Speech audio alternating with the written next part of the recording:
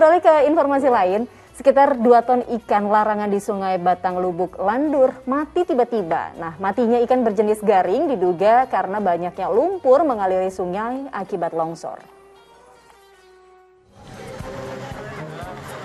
Warga Lubuk Landur, Nagari Aur Kuniang, Kecamatan Pasaman, Sumatera Barat dihebohkan dengan matinya ikan larangan Lubuk Landur.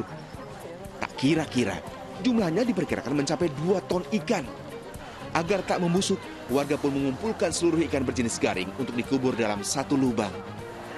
Dugaan sementara matinya ikan air tawar itu akibat keruhnya sungai aliran Batang Haluan yang dipenuhi lumpur usai terjadi hujan deras dan longsor. Ini kan terjadi karena hari jam siang, kira-kira jam maghrib tuh. Jadi setelah hujan lebat, kebetulan ada di gunungku yang longsor di waktu gempa. Jadi karena hujannya lebat, jadi longsor itu menghanyutkan tanah.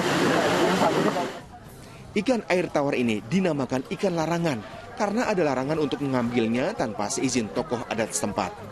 Lubuk Landur menjadi salah satu tempat yang banyak memelihara ikan larangan dan belum pernah ditangkap sejak puluhan tahun. Laude Juhardio Anse melaporkan dari Pasaman, Sumatera Barat. Ya Ustaz, sudah umum ditemukan di berbagai tempat di tanah air mengenai larangan ataupun pantangan untuk melakukan sesuatu. Nah, misalnya mengambil ikan di area tertentu hingga menebang pohon di hutan larangan. Dan ternyata sebenarnya memang ada maksud dari larangan tersebut, yaitu menjaga ekosistem atau lingkungan. Hanya mungkin saja karena beberapa orang mengaitkan hal tadi dengan sesuatu yang berbau mistis. Nah, gimana pendapat Ustaz Atabik mengenai hal itu, Ustaz? Ya, Mbak Prati, ada 2 sudut pandang. Kalau sudut pandang secara menjaga lingkungan, ini hal yang sangat positif. Maksud dari orang tua kita dahulu, leluhur kita, dilarang untuk memancing, kemudian dilarang untuk merusak, karena ada sesuatu yang diinginkan, agar kemudian proses kehidupan regenerasi ikan itu berlangsung dengan baik. Dan nanti saatnya dibolehkan untuk memancing, mengambil, maka keadaannya sudah jauh lebih baik. Dimensi yang kedua adalah dimensi yang kita sebut sebagai mistik. Tentu manakala nawainya adalah karena kita meyakini dengan melarang itu akan bertambah, dengan dilarang itu akan mendapatkan keberkahan. Kita tentu menginginkan yang pertama, bahwa secara ilmu pengetahuan dibolehkan kita untuk memelihara lingkungan, menjaga lingkungan dengan berbagai cara, termasuk ada waktu-waktu yang dilarang, ada bulan-bulan yang dilarang, tapi semangatnya, spiritnya adalah untuk menjaga lingkungan agar ketersediaannya itu terpenuhi. Bukan karena sesuatu yang tadi, misalnya kalau mengambil maka akan terkena musibah, akan terkena bencana. Tentu tidak ada hubung kait dengan itu karena Allah telah menghalalkan semua yang ada di air. Ikan sudah menjadi makanan yang halal. Kapanpun waktunya, dimanapun, manakala itu dibolehkan, maka itu bagian dari hak kita untuk mendapatkan keberkahan dari Allah. Atas 2 sudut pandang ini, maka tentu kita sangat yakin dengan yang pertama, bahwa apapun itu larangannya dibolehkan, karena itu semangatnya adalah untuk menjaga lingkungan, untuk menjaga ketersediaan. Sebagaimana dulu di zaman Nabi Yusuf alaihissalam, Nabi Yusuf juga pernah melarang, jangan dimakan seluruhnya, tapi sisakan beberapa.